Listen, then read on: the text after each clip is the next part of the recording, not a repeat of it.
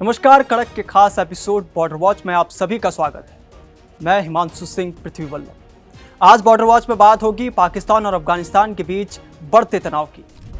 पाकिस्तान और अफगानिस्तान के बीच हाल ही की शांति वार्ता बिगड़ने के बाद माहौल फिर से तनावपूर्ण हो गया है। तुर्की के इस्तांबुल में दोनों पक्षों के बीच 4 दिन चली बातचीत किसी समझौते तक पहुंच भी नहीं पाई। पाकिस्तान के रक्षा मंत्री ख्वाजा आसिफ ने इसकी जिम्मेदारी सीधे भारत पर ठोक दी। उनका कहना है कि काबुल में बैठे लोग दिल्ली के इशारों पर काम कर रहे हैं और इसी वजह से अफगान वार्ताकार बार बार समझौते से पीछे हट रहे हैं।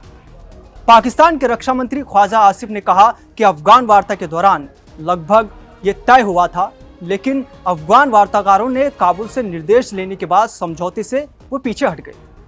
अब आपको बता दें कि ख्वाजा आसिफ ने असल में क्या कहा। ख्वाजा आसिफ ने रोना रोया कि जब पाकिस्तान किसी समझौते के करीब पहुंचा तो वार्ताकारों ने काबुल को रिपोर्ट किया और वहां से निर्देश मिलने के बाद डील से पीछे हट गए। ख्वाजा आसिफ ने दूसरा रोना रोया कि अफगानिस्तान के कुछ लोगों को भारत कंट्रोल कर रहा है, जिस वजह से बातचीत और सहमति में बाधा आ रही है। इतना ही नहीं, यह आरोप भी लगा दिया कि भारत अफगानिस्तान के जरिए पाकिस्तान के खिलाफ प्रॉक्सी वॉर चला रहा है। ख्वाजा आसिफ यहां के बाद आउट ऑफ कंट्रोल हो गए। उन्होंने अफगानिस्तान को 50 गुना ज्यादा बड़े हमले करने की चेतावनी दे डाली। 50 गुना तगड़ा जवाब देने का मतलब साफ है कि ख्वाजा ने तालिबान को हथियारों और इशारों में परमाणु बम की धमकी दे डाली। ख्वाजा आसिफ ने कहा कि अगर अफगानिस्तान आतंकवादियों का इस्तेमाल पाकिस्तान के खिलाफ करता है तो पाकिस्तान बहुत करारा जवाब देगा।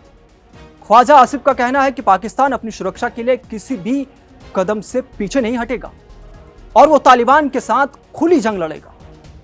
पाकिस्तान का रोना जारी है। पाकिस्तान के सूचना मंत्री अताउल्लाह तरार ने भी समझौता न होने का राग अलापा और कहा कि इस्तांबुल वार्ता के 4 दिन बाद ही कोई समझौता हो नहीं पाया। उन्होंने अफगानिस्तान पर सीमा पार हमलों में सक्रिय आतंकवादियों को पनाह देने का भी आरोप लगाया। अताउल्लाह तरार ने जो कहा वो पाकिस्तान की मजबूरी को बयां करता है। उन्होंने कहा कि हमने शांति के लिए मौका दिया, लेकिन अफगानिस्तान ने हमारी मांगें अस्वीकार कर दी। पाकिस्तान का धैर्य जवाब दे चुका है और हम अपने लोगों की सुरक्षा के लिए हर कदम उठाएंगे। अफगानिस्तान ने भी कड़ी चेतावनी दी है।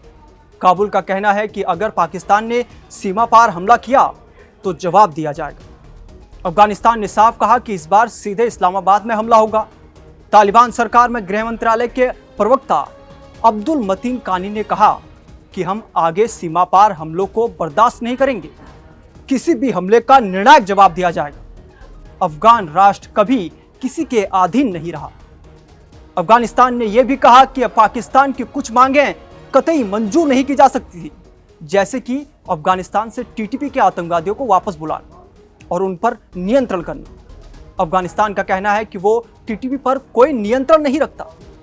पाकिस्तान और अफगानिस्तान की हालिया झड़पों ने सीमा पर तनाव को बढ़ा दिया है। इस महीने की शुरुआत में पाकिस्तान ने अफगानिस्तान में टीटीपी के ठिकानों को निशाना बनाया। इसके बाद सीमा पर झड़पें शुरू हुई और व्यापार मार्ग बंद हो गए। विश्लेषकों का कहना है कि अब अगर कोई भी जवाबी कार्रवाई होती है तो यह क्षेत्र को और अस्थिर कर सकती है।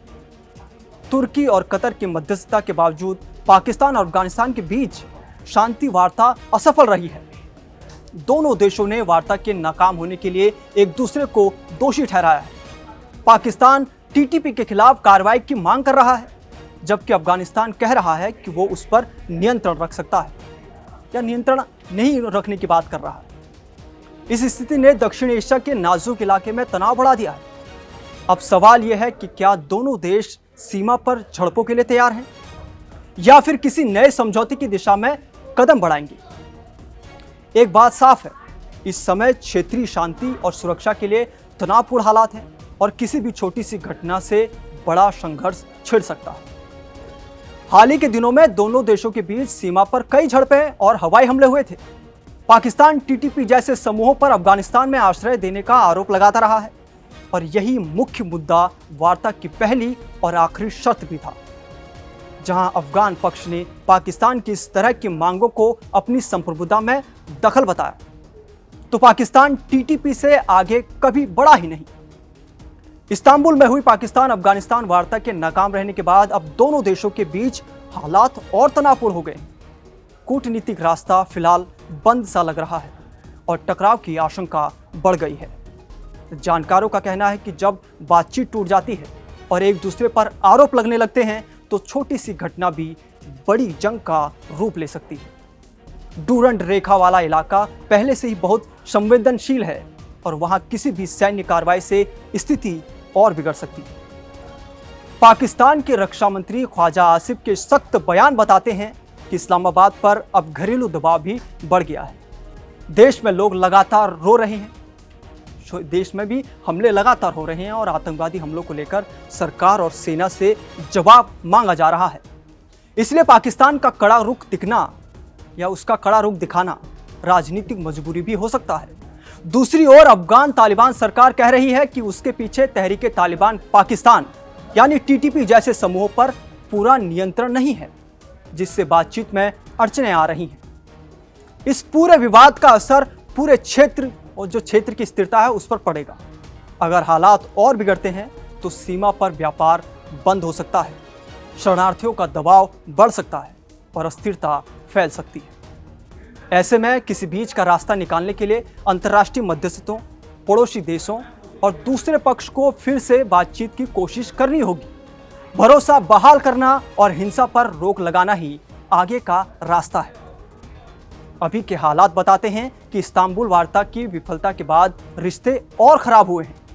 ख्वाजा आसिफ ने भारत पर जो आरोप लगाए हैं उन्होंने स्थिति को और पेचीदा बना दिया है। इस समय शांति की कोई ठोस उम्मीद नजर नहीं आती। अविश्वास गहरा है और किसी भी छोटी झड़प का बड़े युद्ध में बदल जाने का खतरा बना हुआ है।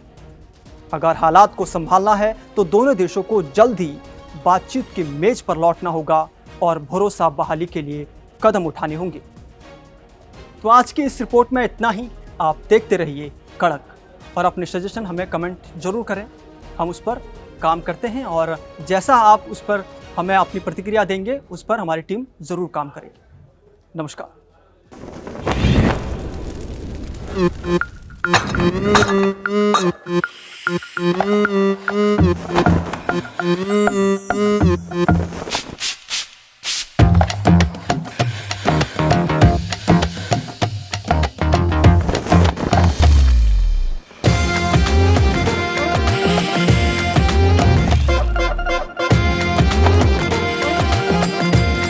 ये कड़क है।